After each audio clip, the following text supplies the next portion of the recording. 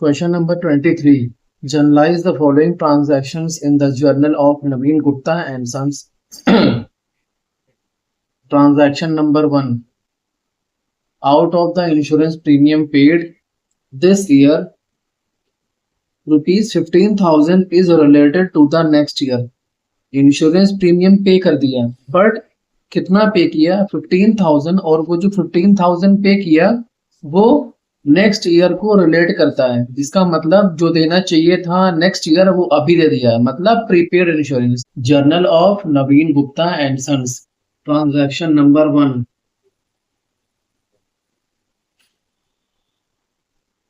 तो prepaid insurance, तो prepaid क्या होता है बिजनेस के लिए? अगर आप बिजनेस के पॉइंट ऑफ व्यू सोचो तो प्रीपेड बिजनेस के लिए क्या है? एसेट, और एसेट कहाँ जाती है? डेबिट में।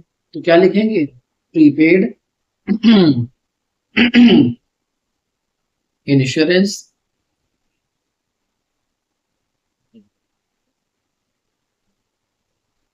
अकाउंट डेबिट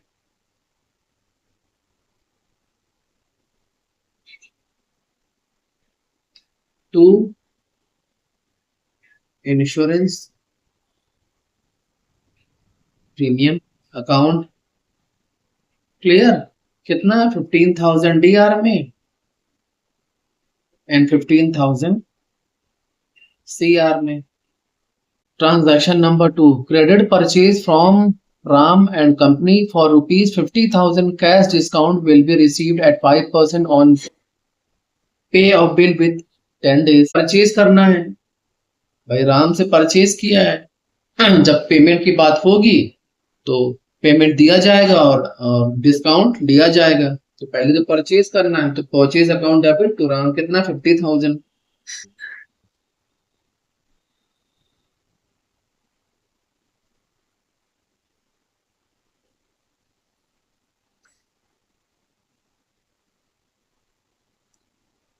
$50,000 डीआर में एंड 50,000 सीआर में।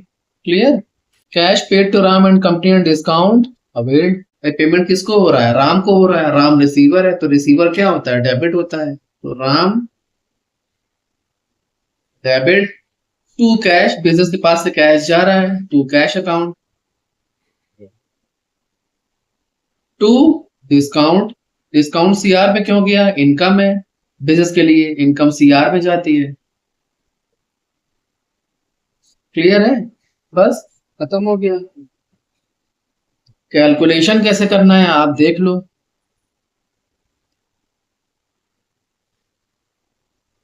कैलकुलेशन बिल्कुल इजी है। 50,000 का अमाउंट था इंटू 5% का डिस्काउंट था, कितना हो गया? 2500 डिस्काउंट में चला गया, तो 50,000 माइनस 2500, 47,500 क्या हो रहा है? पेमेंट हो रहा है। इजी कैलकुलेशन है।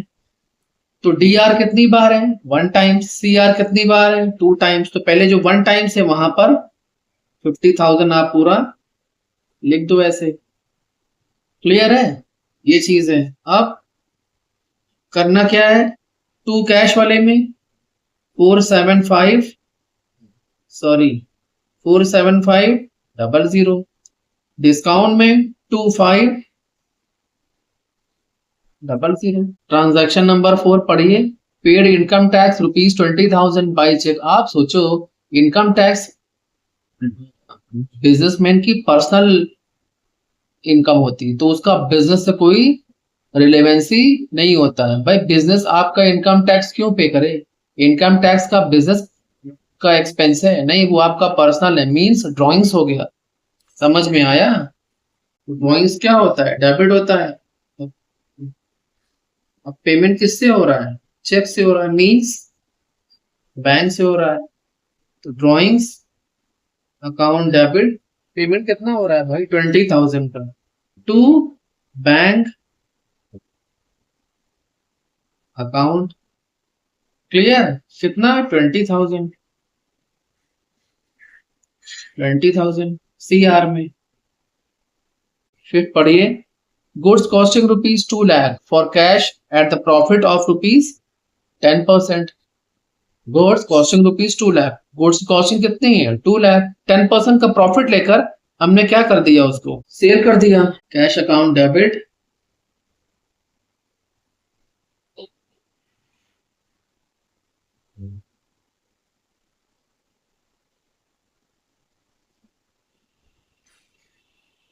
To sales account,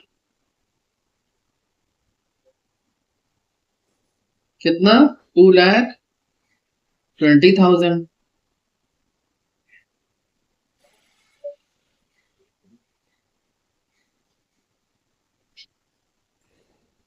purchase iron safe of rupees 2 lakh, filing cabinet for rupees 50,000 and computer for rupees 1 lakh. भाई कैश जाएगा, पहली बात तो ये है, तो टू कैश हो जाएगा। आप इसे पूरा ऑफिस इक्विपमेंट के नाम से भी मेंशन कर सकते हैं, इसका पूरा टोटल करके क्या लिखेंगे, ये कॉन्सेप्ट आप जान लीजिए। जब प्रोडक्ट का नाम दिया होता है तब प्रोडक्ट का नाम मेंशन किया जाता है, जब प्रोडक्ट का नाम मेंशन नहीं होता तो परचेज लिखा होगा सिर्फ गुड्स, तो क्या आएगा परचेज आएगा। सिर्फ लिखा होगा गुड्स सेल की कंडीशन में तो क्या आएगा सेल आएगा।